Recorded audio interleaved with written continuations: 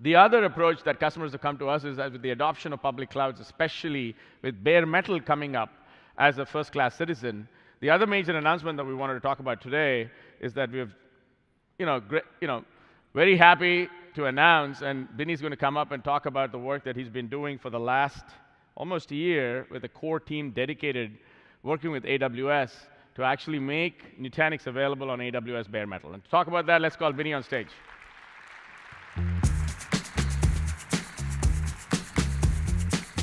Hey, Sunil, how are you? All right.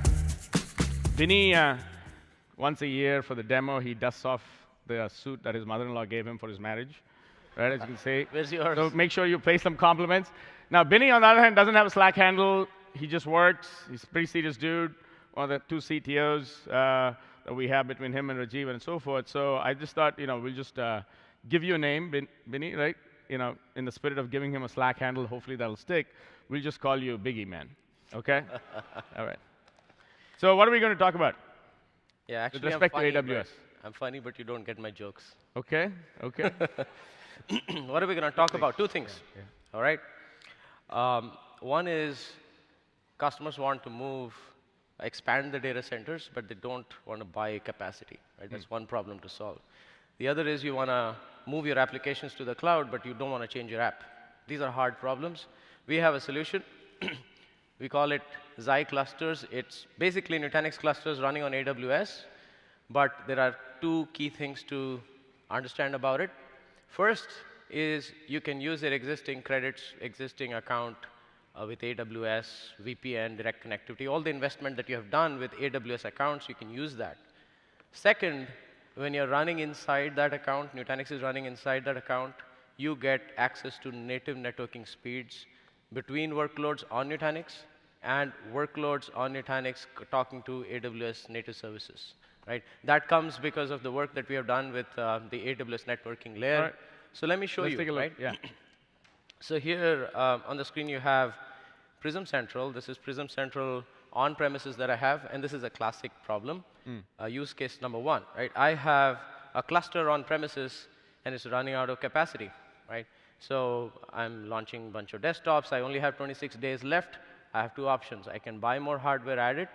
Now with Nutanix, it's easy. But what if I don't want to do that, or maybe I want to globally expand? Here's how you do it. This is the easiest way with Xi clusters. So I log into my Nutanix account. This is the account that I already have. And here's a list of services that Nutanix offers. The new one is Xi clusters. I launch that. First thing you see is a world map. This is the view of all the regions where AWS bare metal is supported. And you can launch Xi clusters on any one of these. Right? So let me show you how you do that. Let me pick Oregon, because that's where I already have VPN direct connectivity set up because of my other workloads. I hit Create Cluster. I just give it a name. Say Demo 15.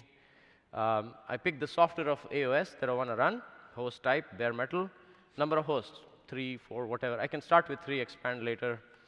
And here I'm telling it what's the IP addresses from where I'll access this cluster. So we take that and pre-program the security groups in AWS so that the cluster comes up and it is secure. Right? So I hit Save. And this is the important point to note. It gives me a link to launch a cloud formation, and you'll see what it means. Let me launch that. It's taking me to another tab and asking me to log in using my own existing AWS account. So we are not doing any back-end creation of accounts. It's your AWS account.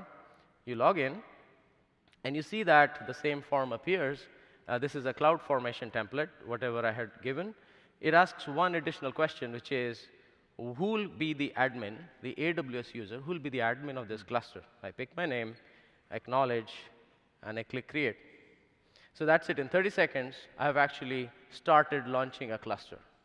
And I go back to Xi cluster, say I launched it, and click on clusters, and there's Demo 15. It's initializing. And it'll take about 30 minutes to come up. So that's how simple it is now to expand your on-premises into the cloud globally. Binny just showed, just so that you guys know, he just showed creating cluster with no hardware procurement, no networking, just spun up so that it can be available 30 minutes from now. And it's right? in your existing AWS account.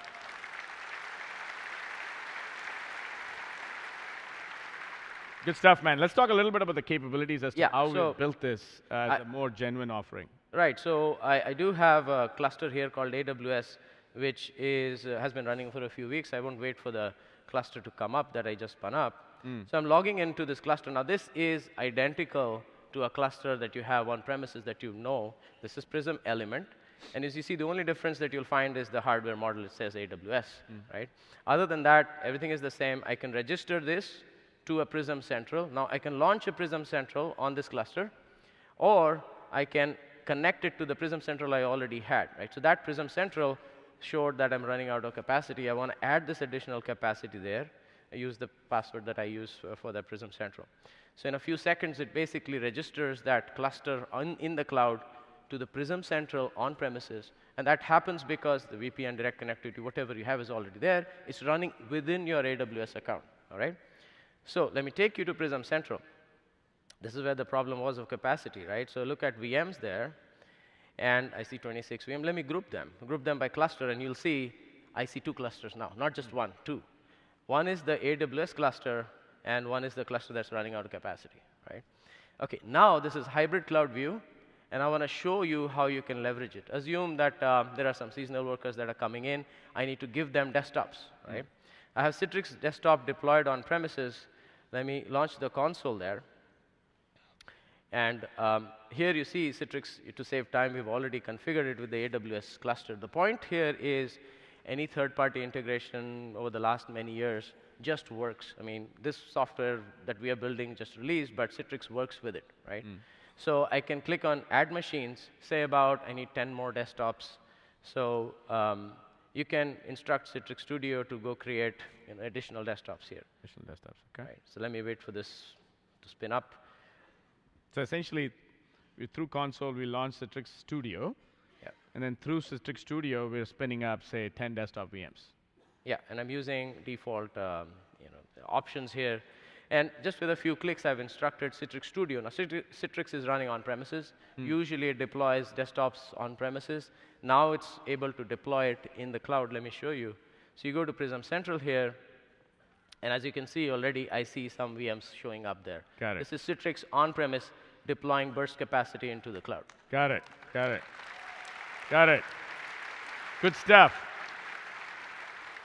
What about, obviously, enterprise-grade capabilities of a Nutanix cluster on AWS as compared to, say, security policies? Yeah, so when you're now expanding and opening up to the cloud, you have to think about security. It's very important. So for example, here I have an Exchange VM. This is my production VM. Using microsegmentation, I have protected it against some test VMs that could be deployed by any developer.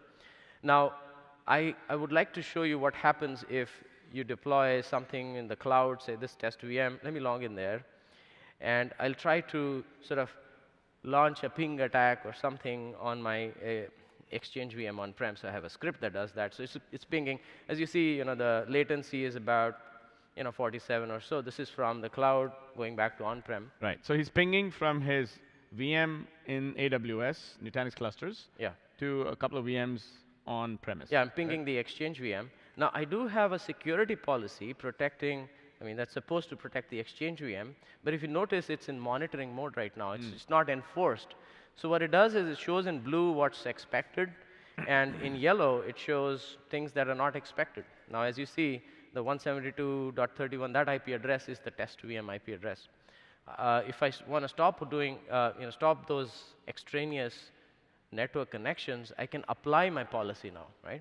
So when I apply, it basically strictly enforces. This is flow security that we all use with AHV on premises. Now, if you go back to the test VM, look at the latest pings, now it's disabled. So now you can do flow security, not just on the private cloud, but in the hybrid cloud. Just like on-prem, there is no need for overlay networking, VXLAN, edge gateways, and stuff like that. The same thing is true in the cloud. The way we have done the engineering, there's no overlay, no edge gateways, no controllers needed, none of that nonsense. And no need for 7 consoles or whatever. Yeah. Right? OK, let's talk about some innovative new functions as well that we have built while we were delivering this. Right. So think about the seasonal workers coming in. I've given them desktops. Now, after some time, they want to go, and maybe they'll come back next quarter, next year, whatever. So we thought about that, got good feedback from our customers, and we've invented a new feature, which is essentially first of a kind in the industry, called hibernate and resume the whole cluster. Right? Let me show you. So this is the AWS cluster, and I can hit hibernate. What hibernate does is it looks at the bare metal and takes each disk, eliminates the zeros and dedupe, compress all of that. Just your real data is backed up to S3, right? And maybe a few hours later, days later, weeks, months, years later, you say, I want it back. And then you hit resume. So I have a hibernated cluster here. I can click on that and hit resume. All I need to do is to power on the bare metal instances, and you'll have your cluster back. Got it. So this is about taking your Nutanix cluster now can become much more fungible Yeah. based on your workload needs. Yeah. Right. Awesome. So that basically gives you the benefit of cloud, the true elasticity that cloud brings in, Yeah. while preserving all your IT operations and everything. So now you can expand your data center, on-premises data center to the cloud and shrink as you need. So that's Got the it. first use. So that was the first use case. Make sure that you can now leverage Nutanix clusters on demand, leverage the power of a public cloud, but be consistent with your IT operations and tooling and so forth, right?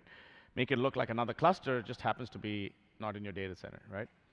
What about the other use case where you now have an existing set of AWS VPCs or AWS services already deployed? Yeah. How does the Nutanix cluster look like it's fused in with the AWS fabric? Yeah, so when I talk to customers, a lot of them are dealing with complicated apps, right? Apps that have many components, and it's very hard to migrate all of that to the cloud. It's like, it's a hairy app, right? It's hairier than your hair sometimes. Keep going, man. And then Yeah. if imagine pulling your hair between on-prem and cloud, it's going to be Yeah, painful. yeah, You'll yeah. end up That's like good. Dheeraj pretty soon. So we came up with a way to ease your pain, right? Okay. So instead of taking the hairy app and splitting up into pieces, one stays in the cloud, one on-prem, and the latency is high, app doesn't work, let's move the entire app to the cloud, right? So to show that, I have another setup. Now this is a pure cloud setup, all right? So this is Prism Central running in the cloud. Now, one place I would like to draw your attention, this DNS name of Prism Central out there. This is exposed by AWS using ELB. So Prism Central is a VM running on Nutanix on AWS. The way we have done networking is that these VMs have IP addresses that are native in AWS. So all the AWS networking services that are available can be used with these. So not just Prism, any app, any workload that you have can use that. Yeah. While Benny's logging, what he's showing you, just so that you guys understand, is my existing services that I've deployed on AWS EC2 natively now access, as if they were on the same subnet, same VPC, the Nutanix cluster services, by the way, right? Yeah.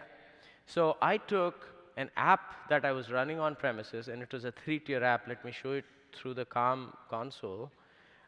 These are the services that are running there. There are 3 tiers. There's a database tier, MySQL, WordPress, and HA proxy. I moved that to run in the cloud. Okay, COM can do that. But one thing to note is MySQL still running on Nutanix because we need the data services and all the benefits of data. WordPress and HA proxy are running in AWS. All 3 are running in the same account, using the same credits, same VPCs. Now I want to show you what's the benefit of natively integrating in the networking stack, right? So MySQL here, let me log in to the MySQL VM. MySQL is running on Nutanix. I'm looking for the console of MySQL, right? So here's MySQL, and I would like to run an iperf test. So this iperf test is targeting from MySQL the WordPress VM. If you look at the IP address that I've used, this is an AWS native internal IP address, right? And as you can see, the performance that I've got is 16 gigabit per second. This is native speeds in AWS. That's unprecedented. Awesome, man. So look at that. That's like native networking speeds between your Amazon services and your Nutanix services together. Exactly. Okay. Cool. Great stuff. Thank you, Sunil. Good stuff. So Vinny's going to be around. We have a bunch of demos on this as well, but it's going to be launched as tech preview pretty soon, leading to a GA later this year.